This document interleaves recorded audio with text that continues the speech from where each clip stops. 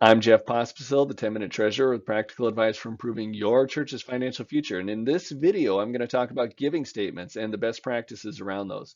At the time that I'm publishing this video, churches might be getting ready for their third quarter giving statements, or at least maybe this might help them prepare for their year-end giving statements. And if your church doesn't give out giving statements, I think that's a mistake. I would rethink that. There's so much upside around this little communication that and very little downside. So I just rethink that. So for those giving statements that are year-end ones, one thing to keep in mind is the IRS standards around that. And this is important for those people that itemize. It really doesn't matter for those if you don't itemize, but if you do itemize, and usually this is larger donors, if you do itemize, you need to follow their rules. Otherwise, they may not be able to write off their charitable contributions. Then they'll pay more than their fair share of taxes. So that's an important thing to keep in mind. Also, if the gift is $250, so if an individual gift is $250 or more, for somebody that itemizes, they really do need some kind of evidence from the church to help support their deduction. And this is a template for a giving statement that Bruce Bloomer and I created some years back. And I'll include a link to that template. It's a Word document and really was made so that if you were a small church, you can just have an Excel document with the family's name and the amount that they gave, and then you could do a mail merge on it, and then do the statements that way. But also, even if your church has some donor software that puts out the giving statements, this might give you some words that if you're able to um, adjust the wording on that giving statement, this might help you because we really wanted to not only be IRS compliant, which is what too many people just focus all their attention to, but we also wanted to have a reminder that this is for the work of Jesus Christ and be very appreciative of their gift. We wanted that to be very important, that see their connection, their giving's connection to the work of Jesus Christ.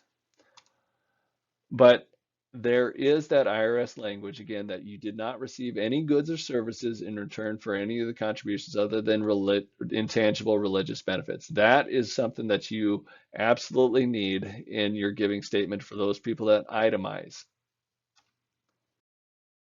So how often should a church send out giving statements? If your church is just sending out the bare minimum, where you're just, here's the amount, here's when you gave it, and here's the IRS language, once a year is fine. I mean, it's fine. So, but if your church is actually mindful about what you're communicating at the time, where you're trying to thank people, you're trying to inspire and share success stories, then more often is better. And I like quarterly. I'm an accountant, but another schedule might work better. It might be more strategic actually. But so here's what I would normally do is that year-end one that for 2019 you're thanking them, you're sharing what was important from the prior year, and then you're also sharing your hopes for the upcoming year. Here's what we're working towards, here's what we're hoping to see. So include that. And then your next one at the end of the first quarter, go ahead and thank them. If you had any success stories that you want to share, a lot of times this would have been around Easter time, so that might fit around there. And then also, we're going to start heading into the summer months.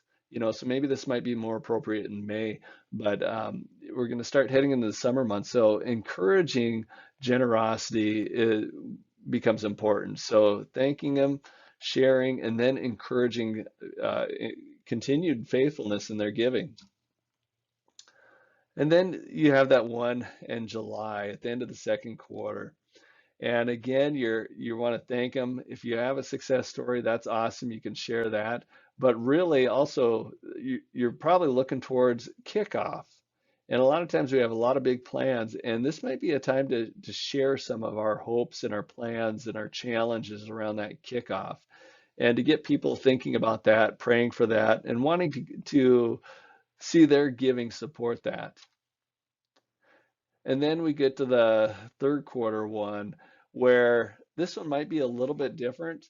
You're farther along in the year. Again, I thanking him, sharing your success story.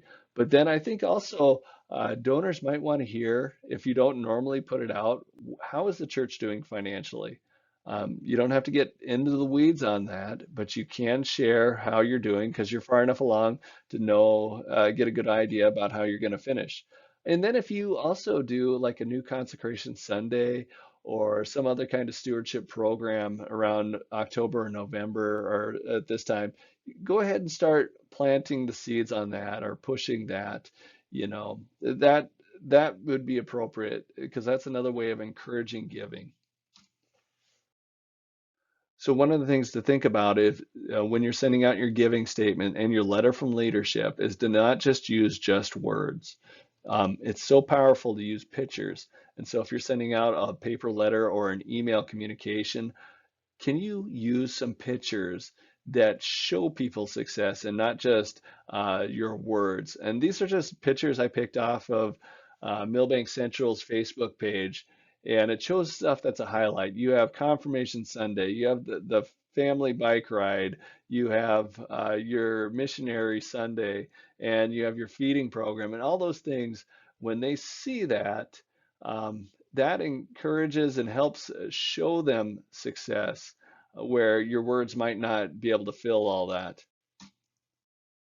Before you send out your letter, one thing that you need to do is check for spelling and grammar, and usually have a second set of eyes because um, grammar, spelling mistakes, they're distracting. They also feed doubt about our professionalism, or our ability. So just be mindful of that. Do that real quick. I always thought this was kind of important is can you personalize the letters so that instead of it saying dear church members, it says dear Jeff and Betty. That to me just sets a different tone for the letter. It means if you didn't take the time to put my name in there, I am much less likely to take the time to read what you wrote.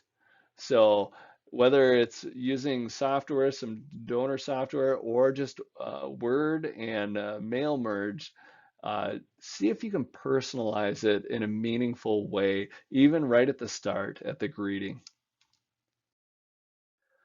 And then I would also, if take the time to sign these by hand. So if they're coming from the pastor, the leadership letter, sign it by hand. If it's coming from the finance committee or the administrative council, the chairperson signs it by hand.